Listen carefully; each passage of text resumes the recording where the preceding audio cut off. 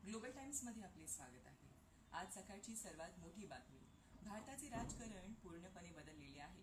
एका बाजूला बंगालमध्ये भाजपने ममता बॅनर्जीचा किल्ला उद्ध्वस्त केला आहे, तर दुसरीकडे दक्षिणेत सुपरस्टार विजयने इतिहास रचलेला आहे। बंगालमध्ये भाजपने 200हून अधिक जागा जिंकून सर्वांना चकित केले आहे। सुवेंदू अधिकारी यांनी भवानीपूरमध्ये ममता दीदींचा पराभव केला आहे। 15 वर्षांची टीएमसी सत्ता संपुष्टात आली आहे। हा बंगालमधील आजवरचा सर्वात मोठा बदल आहे का? आज संपूर्ण देशात याच विषयाची चर्चा होत आहे। पण खळबळजनक बातमी तामिळनाडूमधून येत आहे।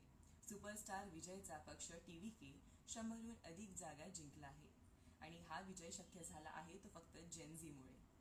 विजयच्या ड्रायव्हरचा मुलगा सबरीनाथन याच्या विजयाने हे सिद्ध केले आहे की आता जेनझीचे युग सुरू झाले आहे। मित्रांनो, ही तर फक्त सुरुवात आहे।